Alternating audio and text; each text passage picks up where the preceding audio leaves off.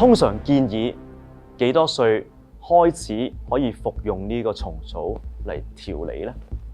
A 係1歲，B 係3歲，C 係5歲，而 D 7歲。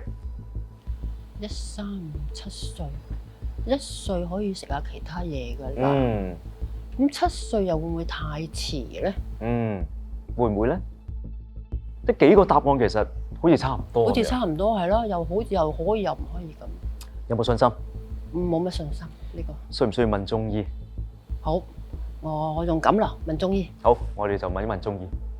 答案係3歲。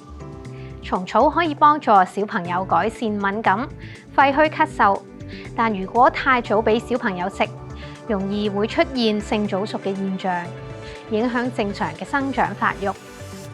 一律唔建議2歲以下嘅嬰幼兒食用，所以3歲或以上就可以服用㗎喇。